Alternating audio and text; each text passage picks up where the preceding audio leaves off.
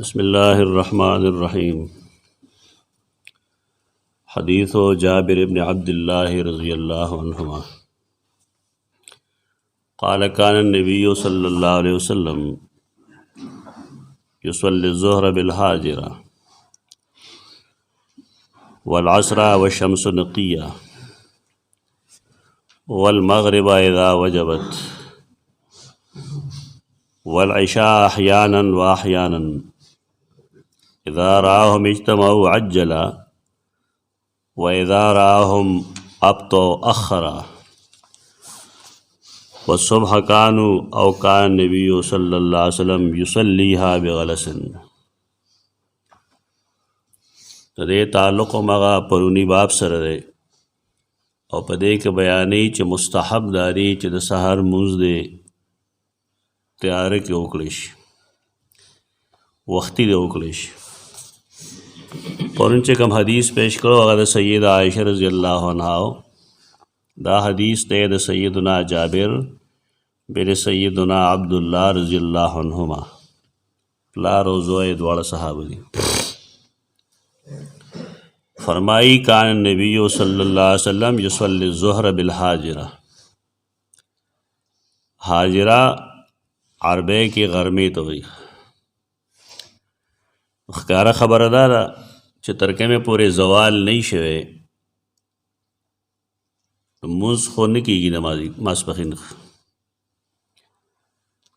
مونځ په ټایم کې دن نه کېږي.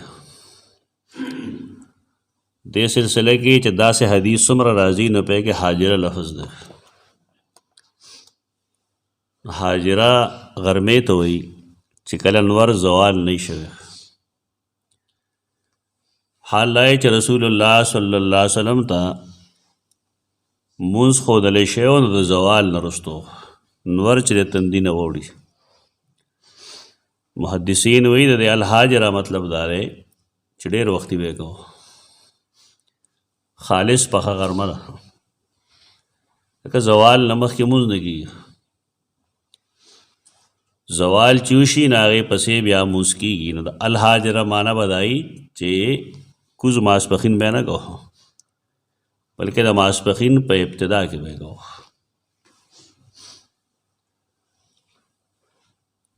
نبی کریم صلی الله علیه وسلم به د مازدیګر مونځ کوو بالحاجرته ډېر وختي. والعصر او د مازدیګر مونځ به کوو والشمس نقیه په داسې حال کې چې نور بلا تازه و. تفصیل مخکې شوی دی چې تازه و چیچل به کول. هغه ټایم نه و کم ټایم کې چې زمونږ علاقو کې کېږي. هغه وخت کې نور زیړ شوي همي او مړاوي همي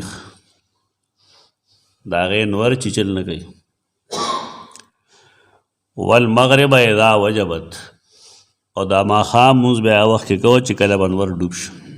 دا تفصیلات ټول شوي دي. والعشاء احیانا و احیانا د ماسخوتن مونځ به کله یو ټایم کوو کله بل، کله مخکې کله وروستو. ګړی نه وې صحابه کرام بې دینه نه وو مونځ به کوو. ټایم چې به داخلي شو نو اکثر و بیشتر به د وخت نه مخکې راتلل. خو بندګانو هغې سره خېټه وه، رزقونو پسې به تلاش کوو، بې شمېره کارونه یې د سړي نو مونځ به یې قضا کوو نه. خو کله به اول وخت کې رال او کله به لږ لیټ راتلل. خو د هغې د وجې رسول الله صلی الله علیه وسلم هغه به دا کول چې اذا رهاهم اجتمعوا عجلا چې وبه یې کتل چې ملګري خو تقریبا ټول حاضر دي عجلا بیا به یې تلوار کوله. د حدیث دې ټوکړه کې د امام او د مقتدي او دارنګې د مقتدیانو یو بل سره تعلق هغې ته اشاره ده. اوس اکثر یو بل پسې ولاړي، یو ځای ولاړي یو امام پسې زړه کې یو بل ته غونډه چولي. دا صحیح شی نه دی. مسلمان د مسلمان روړ دی چې کله یو ځای ورسره مونځ کوي دا دوستان دي ټول. مشري په جماعت کې بېشکه د امام ده لیکن هغه د دې روړ دی، دوست دی. د دې وجې هغه به د دې خیال ساتي او دوی به د هغه خیال ساتي. دا یو داسې تعلیم دی چې دا روزانه 15 وخت مسلمانان حاصلوي لیکن دی پې پوهېږي نه غریبانان. امام چې الله اکبر وایي نو دی الله اکبر وایي که که د هغه نه مخکې ودرېږي دې ته فرمان برداري وایي. نو کله چې سړی 15 وخته د مشر د فرمان بردارۍ سبق حاصلوي نو بیا دی ولې بار د مشر فرمان برداري نه کوي؟ مونځ ضایع شوی دی په دې لحاظ باندې چې مونځګزار په خپل مونځ پوهېږي نه زه څه کوم دی. سورة الماعون کې قرآن فرمایلی دی فویل للمصلین الذین هم عن صلاتهم ساهون. مونځګزار دی مونځ کوي لیکن تباه دي ځکه د خپل مونځ د حقیقت نه بې خبر دی. د مونځ کې حقیقت سره بنیادی حقیقت دا دی چې سر به زه رب ته ښکته کوم او سر به په ځمکه باندې الله ته ږدم. دا د مونځ تعلیم دی. که یو سړی هر قبر ته سر ښکته کوي نو دی مونځ نه کوي، مونځ دی نه کوي که مونځ باندې څه کوي؟ په مونځ کې دی الله سره وعده کوي ایاک نستعین،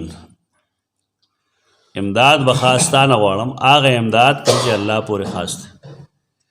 او چې بار دی وځي او دی باباګان سنډۍ را سنډۍ یا پیر را ورساو یا کاکا صاحب را ورساو څوک پیغمبر صلی الله علیه وسلم ته چغې وایي. دا خو د مونځ حقیقت د برباد کړی. د مونځ په حقیقت ځان خبرول غواړي. دا د مونځ پیغام دی او دا بطور وعده هر مسلمان په مونځ کې کوي چې ایاک نعبد و ایاک نستعین. او مونځ کې دی مقصد بیانوي اهدنا الصراط المستقیم. مونږ په نیغه لار کلک کړو او نیغه لار قرآن مجید نیغه لار ده، د رسول الله صلی الله علیه وسلم احادیث نیغه لار ده او یوازې د الله عبادت نیغه لار ده. دا هر مسلمان غواړي. دا حقیقت دی. د دې حقیقت نه غفلت تباه کن دی. زمونږ خلک دا وایي خو چې ته ورته وضاحت کوې نو تا ته به پنجپیري نه سوا بل څه نه وایي. اجي پنجپیری دی پته هم نه ورته پنجپیر نه څه جوړېږي. دا مسلمان دی او تا ته مسلماني ښیي. او دا کم سړی چې دی بل خوا بوځي نو دی غریب هېڅ نه دی، دی صرف د خپلې خېټې پجاري دی، خېټه غوړوي خپله. مونځ کې مونږ کې اتفاق او اتحاد وي. یو امام په وینا باندې ښکته ځو د یو امام په وینا باندې بره ځو. دارنګې مونږ یو بل سره جخت ولاړ یو د یو بل نه کرکه نه کوو. وړوکی او لوی یو برابري. دا د مونځ پیغام دی، دا د مونځ مقصد دی. پکار دا چې مونږ دا پیغام بار جن کې مو چلو. بل مسلمان د ځانه جدا حصہ نه ګڼو چې دا بل څوک دی.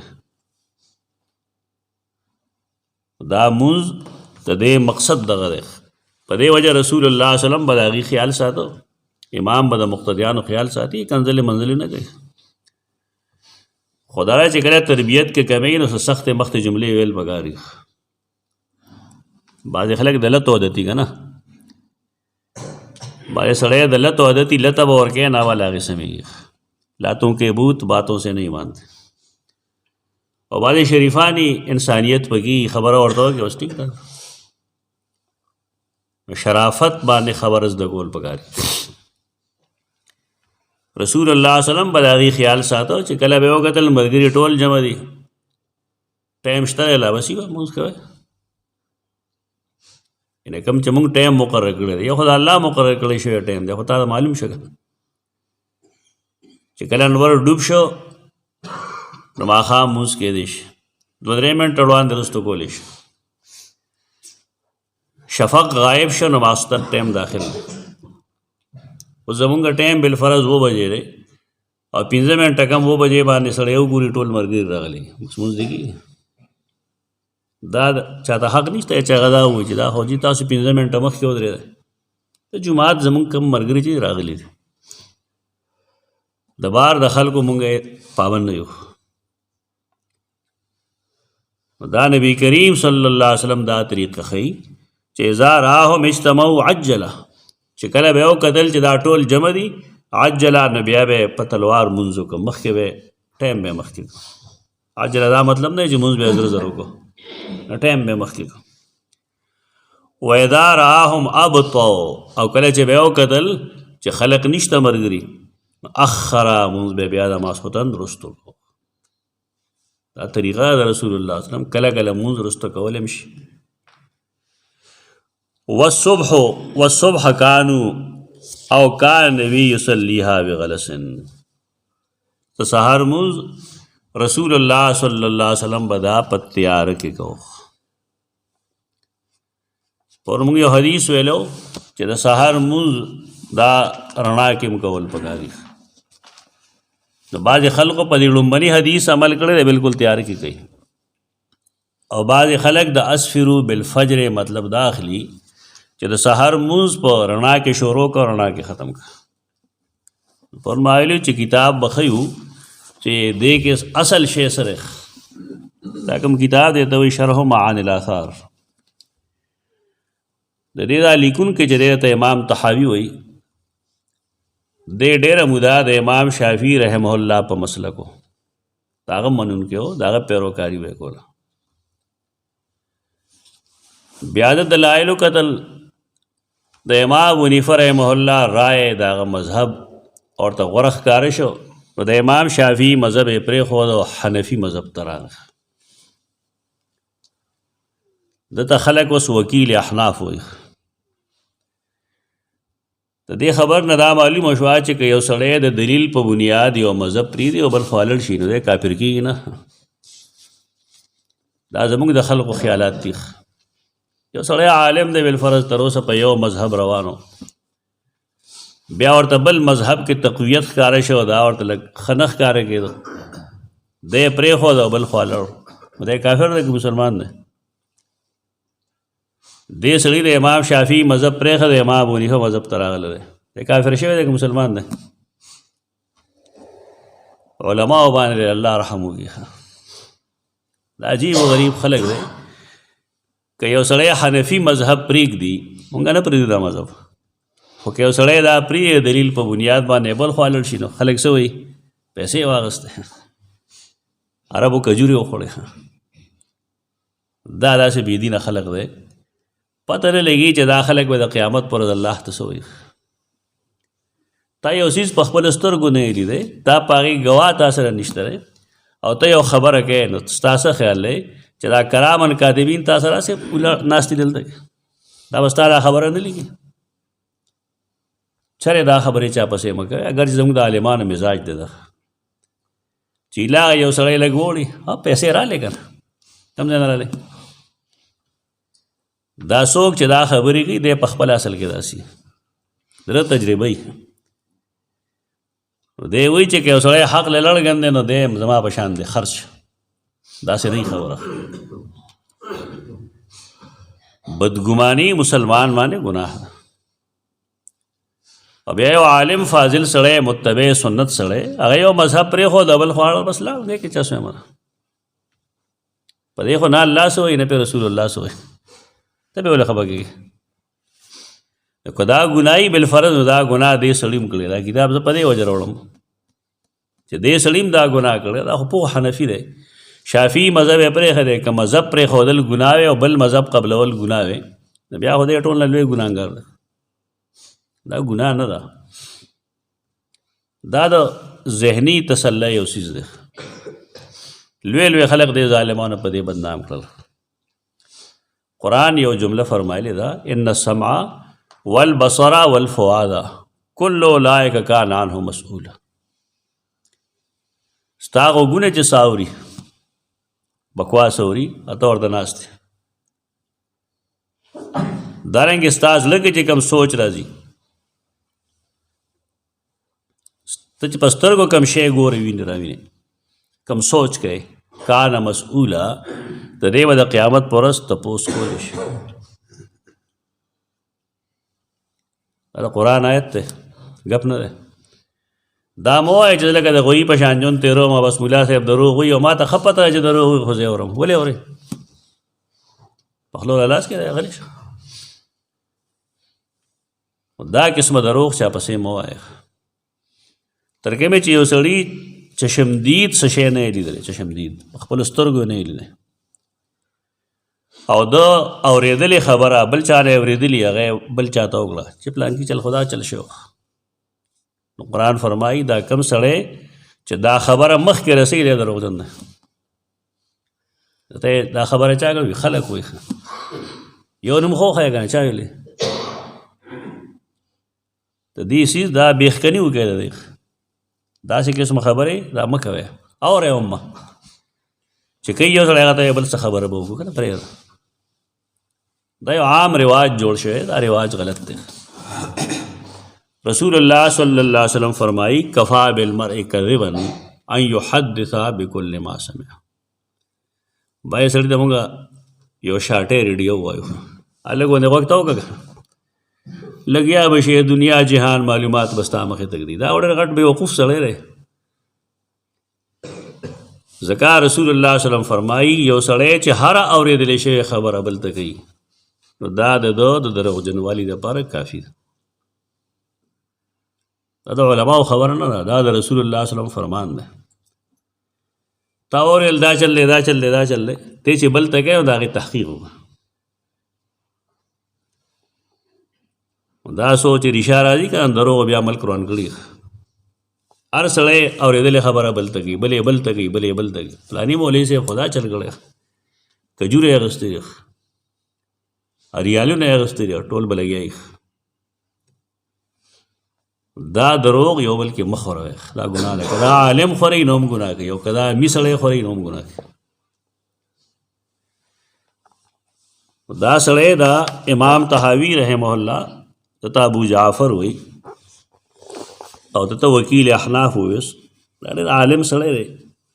دا کتاب دا کوم چې زما لاس کې دی 4 حصې دي، 3 نورې داسې دي.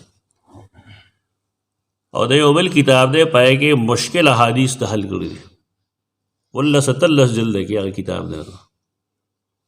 موږ سره شته الحمدلله. موږ چې کله د یو سړي تعریف کو یا خبره کوو نو بې بنیاده نه کوو، دا کتاب مو کتلي او بالکل د رڼا روزې خبرې د توک ګزار نه چې رکه صحیح نه نو خطا خو به شي که نه. صحیح خبره کول پکار دی. نو دی د خپل کتاب کې دا لومړنۍ حصه ده 1 صفحه ده. دی وایي چې 2 قسمه روایتونه دي. یو پرون تاسو ویلو د سیده عایشه رضی الله عنها، او پای کې دا ویلو چې زنانه مونځ به داسې ټایم کې وشو چې زنانه به د تیارې د وجې نشي لیدی. پرون حدیثو داسې تیاره به وه چې نه به شو لیدی، د سهار مونځ به داسې ټایم کې کوه. هلته ما یو حدیث ته اشاره کړې وه، تاسو مخکې ویلو چې د سهار مونځ به رسول الله صلی الله علیه وسلم په داسې ټایم کې کوو چې صحابه به یو بل پېژنده. بیا دا دواړه ټایمونه وختي دي. اوس به هم بعضې جماعتونو کې مونځ نه شي شوی، ولاړ به ملانې ګوري به چې سنتو ټایم دی که نه دی. دا جهل ختم شو که نه. مونږ چې واړو سړی به راغی جماعت ته سلام به وکړو، استاد سنتو ټایم دی. استاد به ورته وایي نه نه وختي دی. که دا بیچارهګان په دې نه پوهېږي چې کله د سهار ټایم داخل شي نو سنت کېږي که نه کېږي. ښځو ته یې به عجیبه مسله ښودله، هغه هسې هم بېدینه دي. هغوی ته یې مسله دا ښودله چې تر کومې امام استاد مونځ نه کړي جومات کې که نه، استاد مونځ نه کېږي. پوهېږه په دې باندې، خپلې خپلې کورواله پوهېږه چې کله یې بانګ ووایي نو مونځ کوه. که جومات کې مونځ شوی دی که نه دی شوی، نو بانګ سره هغوی زر مونځ کولی شي. دې کې به ډېرې زیاتې فایدې. د ماسپښین مونځ زنانه یا هوډه کوي نه، او که کوي نو بالکل مازدیګر بانګ وایي چې کوي. ولې اخلی پخلی کوي که نه، وجود یې ګرم وي، اودس نه شي کولی. ناپوهه که په دې باندې چې څنګه د ماسپښین بانګ وایي نو ته زر اودس وکړه، مونځ وکړه، ځان فارغ کړه. نو بیا که ته 2 بجې وزګارېږي او که 3 بجې وزګارېږي ته نور نه، نو مونځ خو به تا مخکې کړي. چې کله دین سړي ته معلوم شي نو اسانتیاګانې راشي، او چې دین نه معلوم نو اسانتیاګانې نه بلکې مشکلات دي. زنانه دغه ټایم کې د بانګ په ټایم کې تنور واچي یا پخلی شروع کړي، او داسې یې کړی نه وي. بیا چې د هغې نه څو فارغېږي او ډوډۍ تقسیموي بچو له خاوند له مازدیګر ټایم ته تقریبا داخل شوي د دې ګناه سبب څه شی دی مونږ ټول یو بې علمي ده لمونځ کېږي دوه حدیثونه یو حدیث دا و چې صحابو به یو بل پېژنده او بل ځای کې راځي دواړو به یو بل نه پېژنده داسې دي نو دی وایي دا دواړه خبره دا اصل کې دا ده چې رسول الله وسلم به مونځ شروع کو په تیاره کې تیاره کې به شروع کو دا به اوږد کو اوږد به کو رڼا ته به رسو تر دې پورې چې سلام به وګرځو نو رڼا شوی و نو نارینو به ځکه یو بل پېژنده چې د هغې به څه پرده مرده خو نه وکړه سلام نه پس به د هغې پرده نه وه لیکن زنانه د هغې به پرده وه نو په دې وجه باندې هغې نه شو لیدی نو دی بیا وایي فالذي ينبغي هغه خبره چې هغه ضروري ده فالذي ينبغي الدخول في الفجر د سحر مونځ د شروع کولو دپاره مناسب دا ده فی وقت تغلیس غلس تاسو ویلی دی به د ورځ تیارې ته وایي چې دا مونځ سړی شروع کوي نو تیاره کې دی شروع کړي والخروج منها فی وقت الاسفار او دا مونځ د دومره اوږد دی وکړي چې د سپینوالي ته نږدې شي رڼا ته نږدې شي علی موافقت ما روینا عن رسول الله صلی الله علیه وسلم و اصحابه دا د خېټې نه کوو دا خبره بلکې دا د هغې احادیثو په رڼا کې کوو کوم چې مونږ د رسول الله وسلم او د هغه د ملګرو نه احادیث نقل کړي دي حدیث دا نه چې په سار کې شروع کا سار کې ختم کا دا دروغ وي شروع په تیاره کې کا او رڼا دی ورسوه او دا د چا مسلک د چا دی د چا مذهب دی دا ټول یې مونږ احناف یو دی وایي وهو قول ابي حنیفه دا د امام ابو حنیفه هم وینا ده و ابي یوسف د امام ابو یوسف هم وینا ده و محمد ابن الحسن رحمهم الله تعالی او د امام محمد بن حسن هم رایه ده دا دوه کسان چې وروسته وویل نو دا دواړه د امام ابو حنیفه شاګردان دي یو ته قاضي ابو یوسف وایي او یو ته امام محمد وایي امام محمد د قاضي ابو یوسف شاګرد هم دی نو مذهب د امام ابو حنیفه څه شو چې سار کې کوه لګیا دی وایي زما مذهب دا دی دا چې اکثر وګورې دا مذهب نه دی د امام ابو حنیفه دا د خلکو خپل مذهبي غړی استاد او شاه منصور استاد او کابل استاد او دا د هغې رایې نو دا کتاب دی د دې څوک تقلید ثابت کړي چې دا غلط دا د خپل خواهش اتباع کوونکي دلیل پسې تلل پکار چې دلیل څه دی دلیل هغه قرآن دی او هغه سنت دی مونږ دا رایې چې تسلیمو د امام ابو حنیفه رحمه الله دا په دې نه وایو چې دا هغه ویلي دي دا رسول الله صلی الله علیه وسلم فرمایي ټیک ده د هغه د قول مونږ اتباع وکړه لیکن هغه چې کومه خبره کوله نو صحیح وه د دلیل مطابق وه د رسول الله صلی الله علیه وسلم د عمل مطابق وه د صحابه کرامو د عمل مطابق وه د دې وجې نه طریقه دا ده چې انسان به امام به د سحر مونځ شروع کوي تیاره کې او رسۍ به رڼا کړه سبا کې خیري خو جمعې ورځ ده به ورځې تاسو کوم حدیث وایي نو په هغې کې به مقدار لیکلي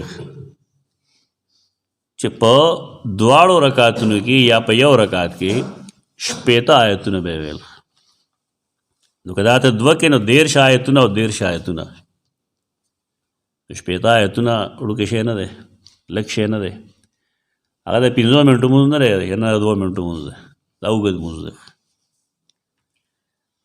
بعضې نادانان یې میرا اوس خو پېژنئ تاسو پکار دا چې علما عوامو ته وښیي چې کافران کېږي مخ هغه وایي چې یو سړی په لار را روانو ښځه ورسره وه د سهار مونځ کېده نه ویده ورسره شامل شو ویده سهار مونځ خو اوږه دي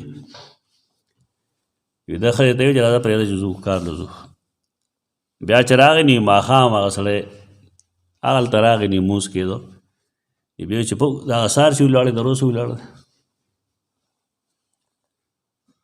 دا دې ته کفري خبرې وایي. په دې باندې علما مخاندي او عوام په مخاندي. موږ له په جړه راځي دا څه کېته ستا د مذاق د پاره او ساره ټوکو د پاره له دین نه په دې سړی کافر کېږي. موږ ته کافر نه وایو، خو ته دا خبرې رسول پکار دی. مسلمان دی لیکن غریب خپل نوم نشي لیکلی، دا مجټ دی. الله دماغ تیز ورکړل دی، دا مطلب نه دی. دین نه او مذاق نه جوړو.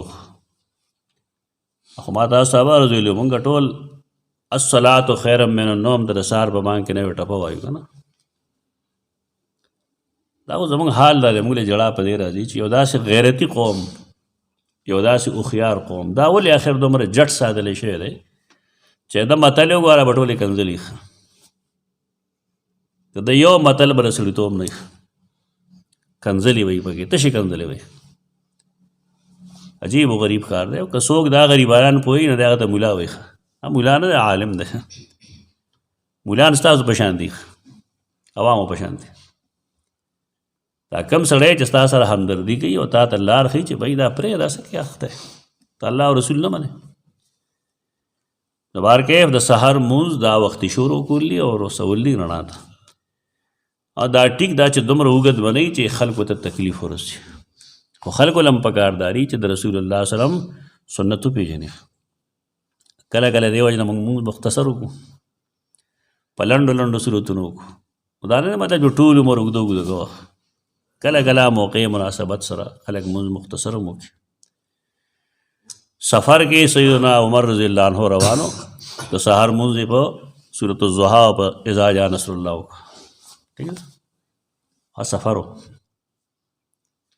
خپل مسجد کې نه چې جماعت کې د امام یو دا چللی گئی. سفر کې به اوږده مونځونه نه کوي. او هلته کې ته وګوره چې هلته کې څه وایي قرائت یې کم کو. زمونږ خلک چې مونځ مختصر کوي دی رکوع او سجده ګډه وډه کوي. تراویح دی حافظان تراویح نه رکوع سموي نه سجده سموي. دا مونځ نه کېږي. د مونځ اختصار په قرائت کې دا ما څو ځله پوه کړي تاسو. مونځ کې تلاوت کم وکړه دا مونځ مختصر شو. رکوع او سجده کې اختصار نه وي. دې کې د اختصار وکړه ستا مونځ نه دی شوی. دا نه کېږي دا مونځ. خو دې څیزونو ته کتل پکار دي چې که قرائت اوږد دی او که قرائت مختصر دی، خو رکوع او سجده قومه او جلسه دا پورا پکار دي. اقول قولی هذا استغفر الله لكم ولسائر المسلمين.